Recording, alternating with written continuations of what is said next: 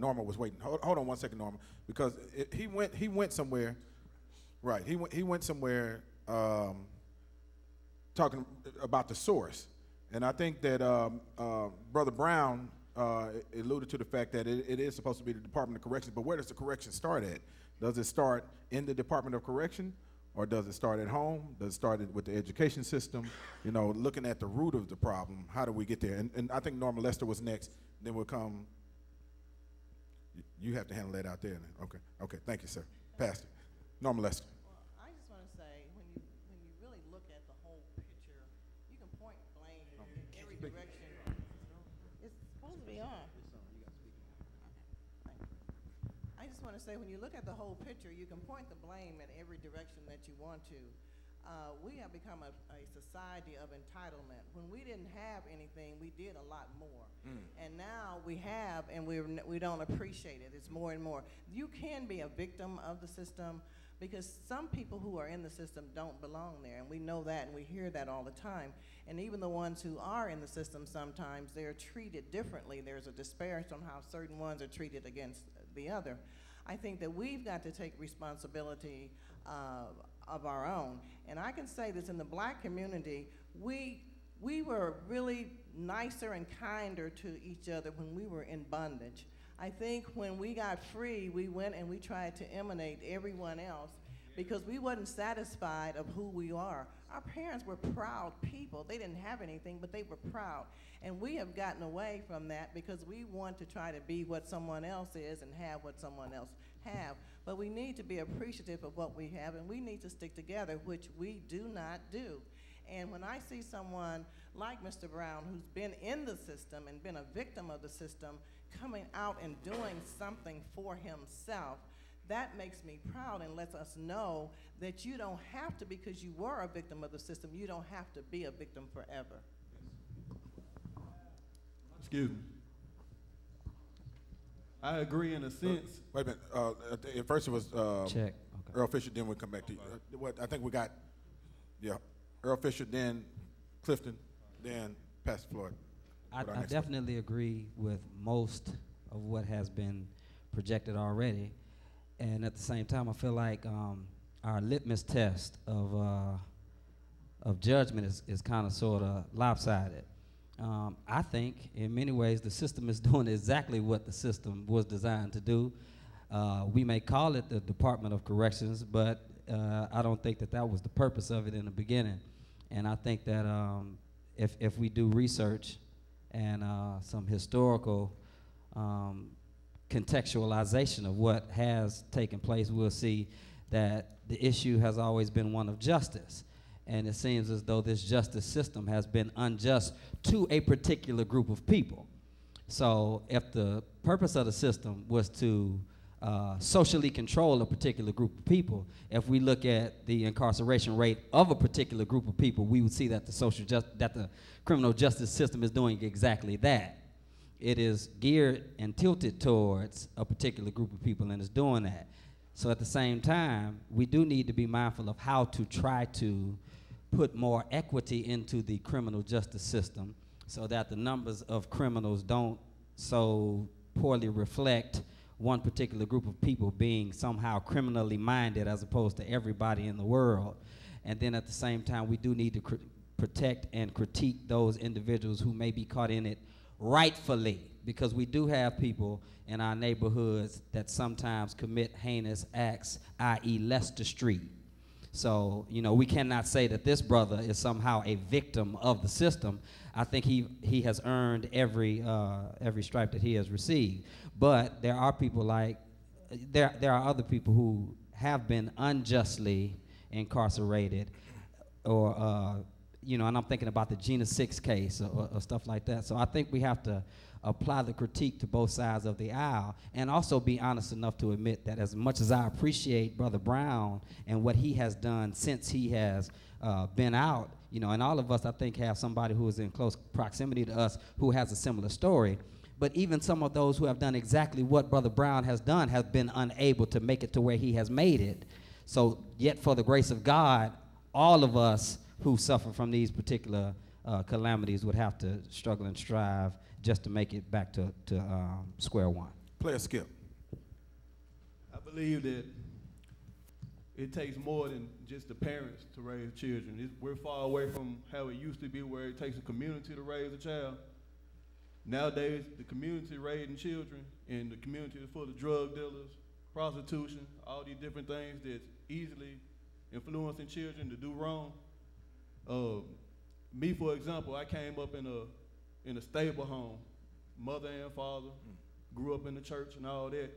But as soon as you leave out your front door, you're faced with all these different things out here that you can easily be sucked into. It takes more than just, you say it starts at home, but you can only shelter a child so much and teach a child so much, and once they get out there, they're still gonna make their own decisions. And it's a lot of decisions to make. And it's easy to be overwhelmed by the streets. I know from experience, and I see it all the time. So you can say it starts at home, but then when you leave out of home, who's gonna teach you? Who's gonna show you? If that makes any sense. Okay. Brother Williams. I agree. Get the microphone if you don't. I agree what he said to it. I'm gonna be the bad guy. Corrections aren't here to change your behaviors, whether you did right or wrong. They're here to stop you. Let's be real about it. We got some good kids. We got some bad kids. We got some that honestly are killers. I know for a fact because I worked on both sides of my program. I worked on the Department of Juvenile Justice, and we have another one that works on the adult side. Some of our young people want to harm us. And the corrections is not designed for you to say, oh, I'm gonna put you in college. I'm gonna have you do this and do that. It is not for that. If you want your child to go to college, you've gotta do a little bit more than thinking that prison system is going to correct the behaviors that you didn't do at the beginning. So I agree on one hand, I'm the bad wolf on the other side. It is not designed, I've been on both sides of it. We don't have programs in those systems that are designed to change a kid who is truant, who decided to murder, who's plotting to do this, plotting to do that. So we've got to really take that equation of corrections and say, it is designed to slow us down. It's not designed to change your life and say, I want to be a college graduate of Yale, Harvard, Morehouse, or Tennessee State or whatnot. Thank you, Brother Williams. I think Minister Brown wants to. Can you indulge me 1 second, brother? Wants to Thank you. I respond. appreciate it. And I know we're going to be open and honest. And I just want to say that answer is a cop-out. We pay people in a Department of Corrections to correct action. We mentioned earlier that you pay police officers to lock up the criminal. If I'm paying someone in a Department of Correction to correct the action of the person in there, if they come home and they're not corrected, they don't need a job. The system may be set up to keep us protected. We think we can lock up the problem. The problem comes, though, is it's not so much home training. I had all the home training. I was a student at Rose College going to be a doctor, but next door to me was a dope house. And I wanted to sell dope because they were selling dope next door. So what we have to do first is change the social paradigm and change the socially acceptable norms in our neighborhoods. See, we shouldn't let the dope house be next door to us. If the dope house hadn't been next door to my mama, I wouldn't have went to prison. You can say that's a cop-out if you want to. I'm telling you the truth because I was going to school every day. I was a straight-A student. But the dope boy was making money, and 1 o'clock he went home. And I'm smart. When he went home at 1 o'clock, I got me a bucket at 1:15. I sold dope from 1:15 till the sun came up because wasn't nobody else there. I was a victim of opportunity, if you want to call me a victim. And what we have to learn, though, is that the federal system, as Pastor Earle talked about, is set up not for us. It's for a different type of criminal. I know because I've been in both of them. The state system is made for us. They'll give you 3 hots in a cot, and they might not be hot. But when you go to the federal system, you go and you get a salad bar. They make your hamburgers off the press.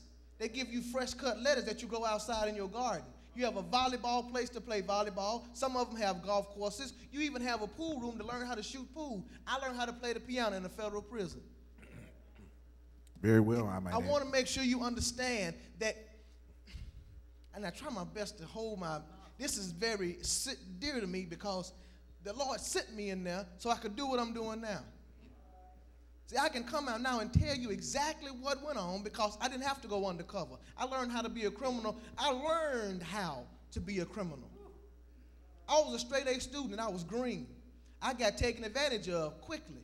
But I learned that if I wanted to make money, I had to be smarter than the ones that had been doing it all their lives, and I got better at what they did, and they named me the Godfather. We're going to have to let this man here ask his question because I want to continue, but let's get this question from Brother Howe. Well, I just wanted to say, this is a social justice forum. Then we have to be totally honest and say that there are people in our community that as a community we need to be protected from. That said, the brother is talking about the context. The reason why we're brought to this country is because they monetized us. They brought us here as a product to make money off of us. When that system ended with the Civil War, they came up with a new system. It was called peonage. And we were monetized then. For anybody that doesn't know what that means, that was the chain gang. That was somebody just walking up to you saying that you owe us money. They deprived us of rights. We worked for virtually no money. That ended in 1940. At about that same time, a whole new slate of laws were created. Prior to that time, the profile of a drug addict in the United States of America was a middle-class white woman, and it was not illegal for her to use drugs.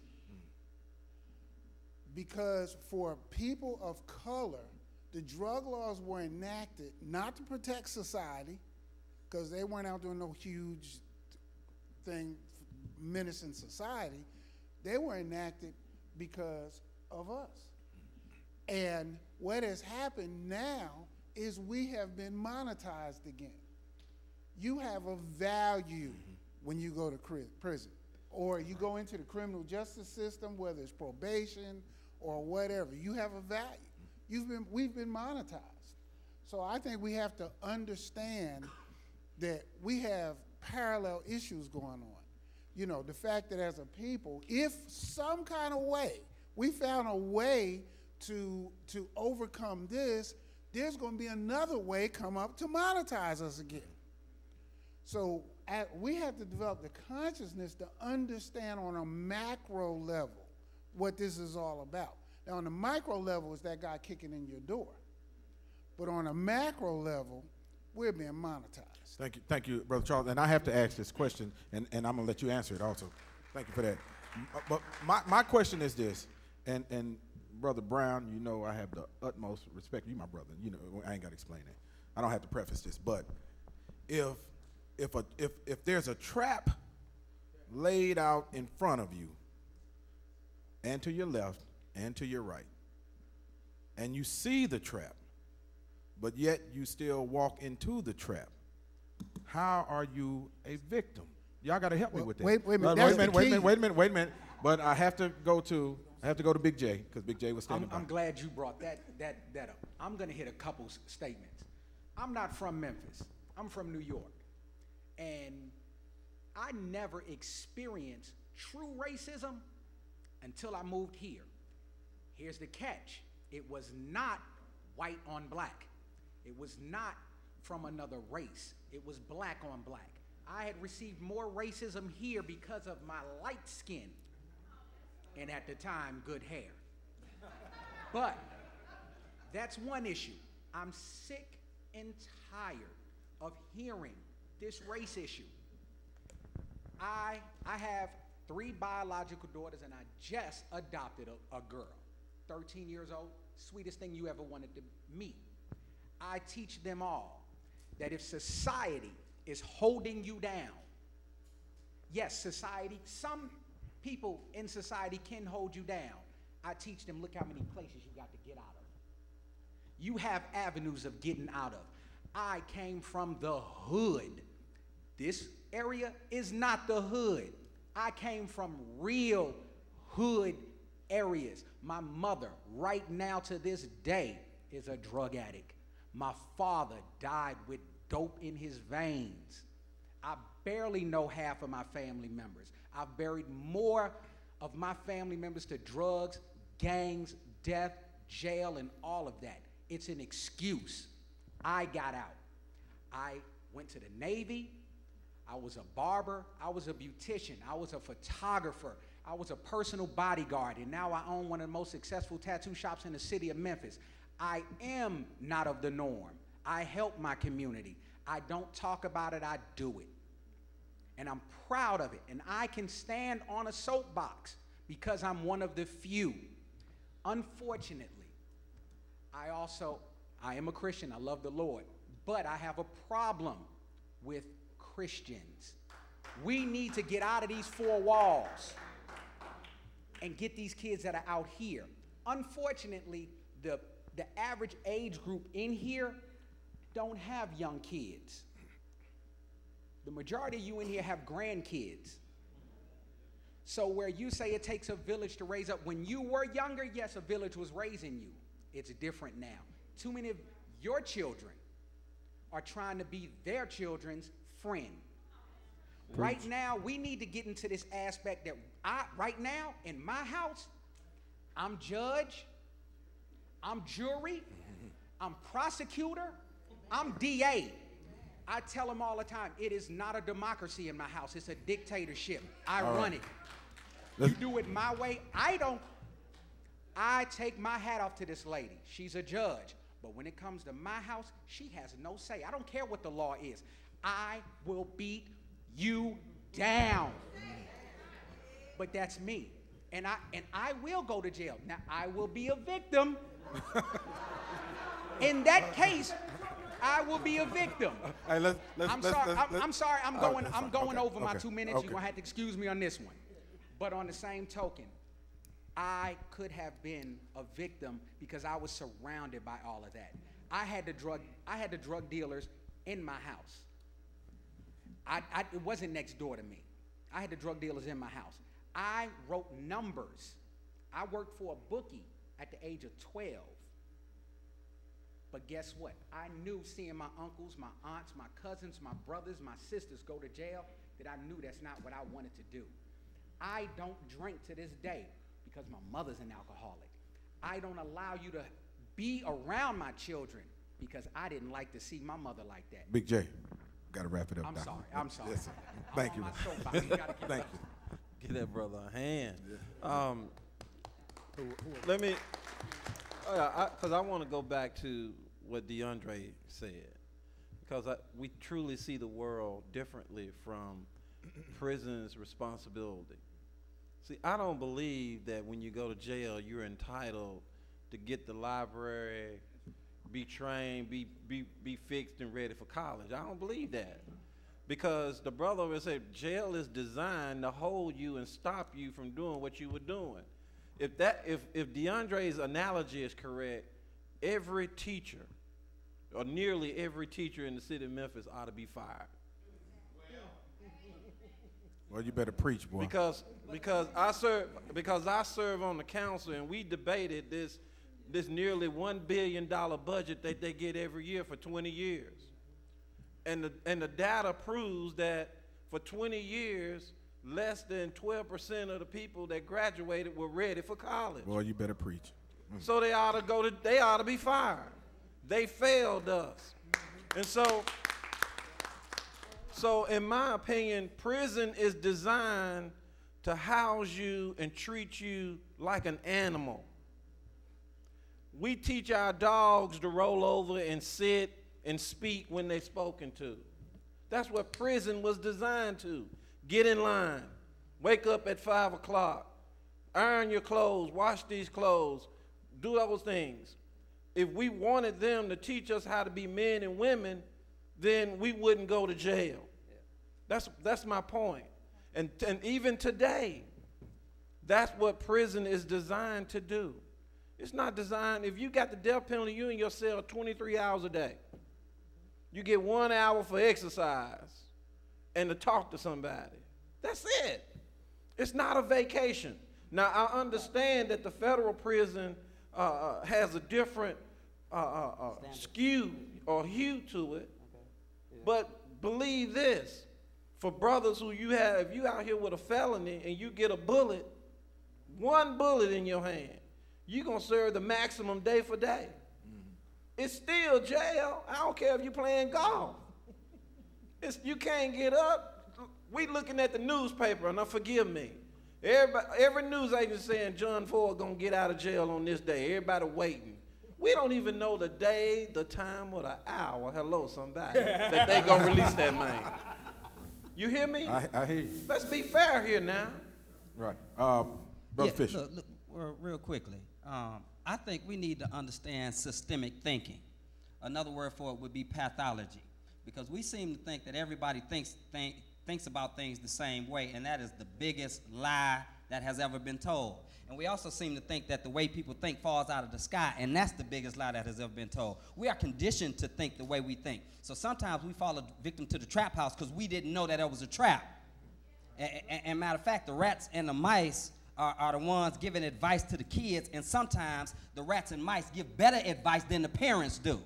So we cannot sugarcoat this and make it seem like, look, if the problems were this simple and this, you know, we playing the role of reductionists in here. If it was that easy, then we just draw it up and everybody will fix it tomorrow, but that's not the case. So we need not scapegoat. We need to understand why we think the way we think, and we also, to my dear brother Tattoo Artist, maybe we ought to know the difference between prejudice and racism.